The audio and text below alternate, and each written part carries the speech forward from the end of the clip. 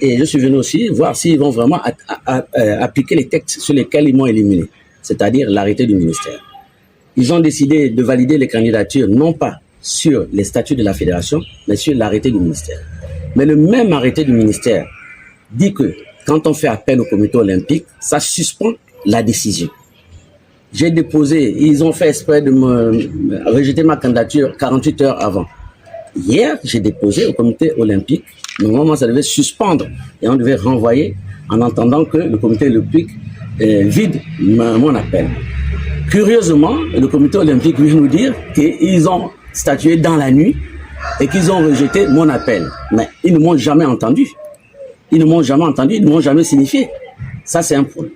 L'autre point, c'est que le candidat sortant, c'est-à-dire le président sortant, doit avoir le quitus indispensablement de l'Assemblée pour pouvoir être candidat. Il n'a pas eu de quitus moral. Mais on dit non, ce n'est pas dans les statuts. C'est seulement dans l'arrêté. Mais enfin, il faut savoir ce qu'on veut. Ou on traite tout sur les statuts, auquel cas ma candidature ne devait pas être rejetée. Ou alors on traite tout sur l'arrêté, auquel cas il ne peut pas avoir élection aujourd'hui. Ni lui, ni moi ne sommes candidats, ne pouvons être candidats. Alors, ce sont des manœuvres que ce n'est pas beau pour le handball. C'est dommage. Mais moi, j'en ris. C'est pas grave. Moi, je préfère les laisser faire, continuer à faire des vices de forme, et puis je ferai recours à la Confédération africaine de handball. Avec tous ces vices de forme, c'est sûr que cette élection ne peut pas être validée. La CAF ne va pas tâtonner. Moi, je vais écrire directement à... Non, nous, chez nous, on écrit directement à la Fédération internationale sous couvert de la CAF. Mais ils vont statuer à tous les... S'ils ne statuent pas, ben j'irai au TAS. Parce qu'on ne piétine pas les droits de quelqu'un comme ça. Sur le patronyme ou sur l'affiliation, la commission du ministère des Sports n'a pas été correcte. Elle n'a pas été correcte. Elle a subi des pressions d'où je ne sais pas. Mais quoi qu'il en soit, le droit reste le droit. Si vous traitez un dossier sur la base de l'arrêté, ben on traite tout sur la base de l'arrêté. Si vous traitez sur la base des statuts de la fédération, on traite tout sur les bases des statuts de la fédération. On ne peut pas dire pour une personne, on va chez l'arrêté, pour une autre personne, on va sur les statuts de la fédération. Il y a un problème. Il y a un problème. Ils n'ont pas d'argument.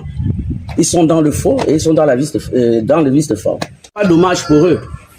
C'est dommage pour la jeunesse gabonaise.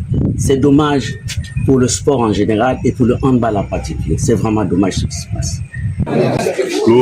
Les règles qui encadrent notre activité, notre fédération ont été respectées et donc c'est une élection qui ne souffre d'aucune irrégularité.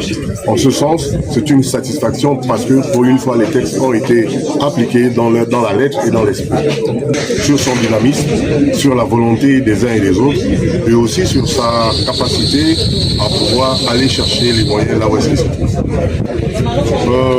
Je la connais comme une sportive et au sport, c'est pas une défaite en tant que telle, mais on a l'esprit du fair play. Encore une fois, c'est l'application stricte des dispositions réglementaires dans la République gabonaise qui fait que sa candidature n'a pas été retenue. Mais le handball, c'est l'affaire de nous tous. Avec eux, nous saurons où aller trouver les moyens. Je n'ai pas la solution idoine, j'ai des idées que je vais partager avec eux et ensemble nous trouverons les moyens.